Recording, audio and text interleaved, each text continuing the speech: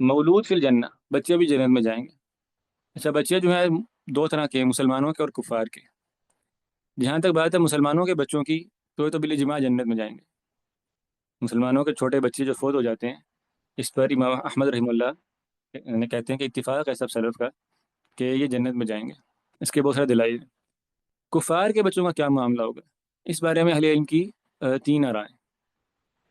جو مشرکین کے بچے ہیں چھوٹے، جب یہ فوت ہو جاتے ہیں تو ان کا جنت میں جانا، اس کے بارے میں علماء کی تین آرائیں ہیں۔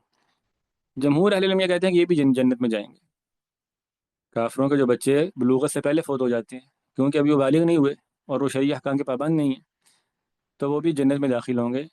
جمہور علماء کا یہ خیال ہے۔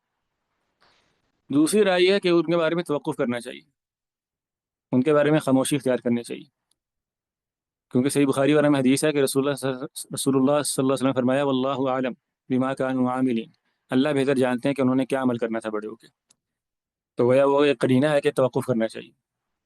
تو بعض یعنی کبار علماء محدثین جیسے عبداللہ بن مبارک رحمہ اللہ، عبداللہ بن مبارک ہیں، اسحاق بن راہوے ہیں، اس طرح یعنی بعض محدثین کا موقف ہے کہ مشرکین کے کفار کے بچوں کے بارے میں توقف کرنا چاہیے، خاموشی اختیار کرنی چاہیے، واللہ عالم، اللہ بہتر جانتے ہیں۔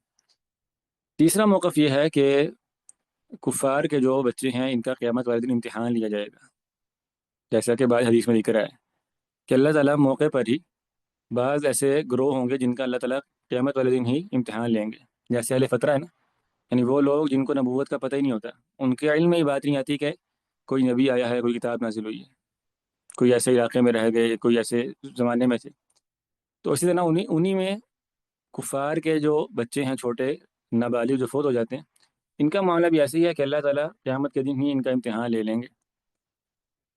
اور یہ جو موقف ہے یہ بہت محققین علماء نے اختیار کیا، ابن تیمیہ رحمہ اللہ نے، اور ان کے جو شاگرد ہیں ابن کثیر، ابن قیم، معاصر علماء میں ابن باز، ابن عثیمین، تو اکثر جو محققین علماء ہیں انہوں نے اس تیسرے موقف کو راجح قرار دیا کہ جو کفار کے بچے ہیں یہ ان لوگوں میں شامل ہوں گے جن کا قیامت والے دن ہی امتحان لے لیا جائے گا، اور اس امتحان کے مطابق ان کا معاملہ کیا جائے گا۔